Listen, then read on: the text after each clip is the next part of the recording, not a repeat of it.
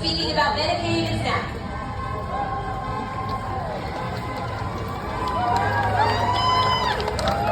Good morning, and I want to thank everyone for being out here this morning, bearing the weather. We appreciate you and we appreciate your dedication. Before I begin, I want to make it clear that the views that I'm sharing today are my own and do not represent any organization or employer that I'm affiliated with. I want to thank everyone here for standing up what truly matters, because today we're not just protesting budget cuts, we're defending our children. I stand before you today not just as a social worker, but as someone who sees the faces of our students every single day. And I'm deeply concerned about what's coming if the federal budget cuts to Medicaid and SNAP are allowed to go through. Let me be real with you. The proposed federal budget cuts are nothing short than an assault on our kids. The proposed cuts to Medicaid and SNAP are not just line items on a spreadsheet.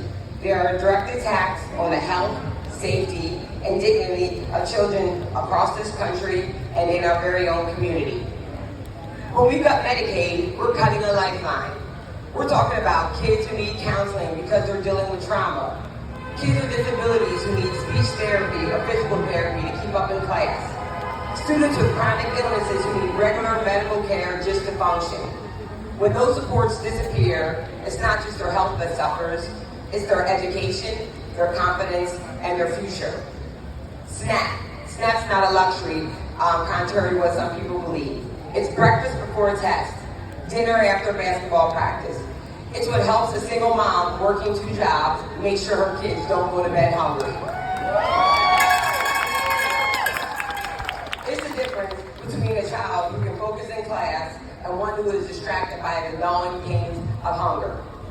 How can we expect a child to learn and thrive on an empty stomach? We need to make sure we're meeting kids where they're at. Maslow's basic needs hierarchy. If we're not feeding our children, they're not going to thrive. They're not going to be successful. Listen to me when I say that these cuts are not about fiscal responsibility.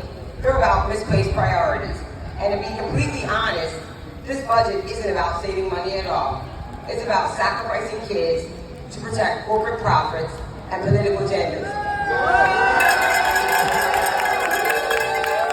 It's embarrassing, it's shameful, and we will not be silent. This is a moral crisis, but I say, not on our watch. We must raise our voices for kids who can't yet speak for themselves, for families who are doing everything right and still can't make ends meet. We must demand a budget that reflects our values of compassion, equity, and justice. So when we talk about budget cuts, we must ask, whose futures are we cutting? Whose voices are we silencing? Whose dreams are we saying don't matter? We all have the responsibility to speak up and fight for policies that lift our kids up and not weigh them down.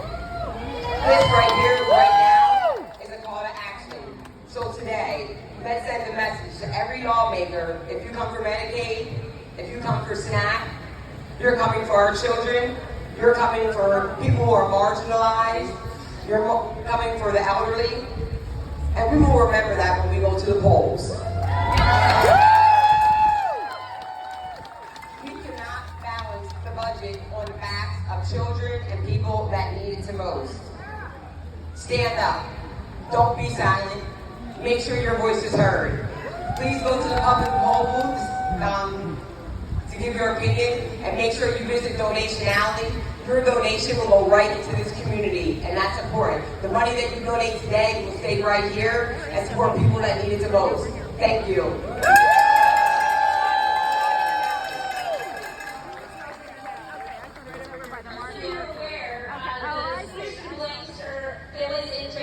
Team are here, so they work very closely with the students of that district to support them, so please go support them.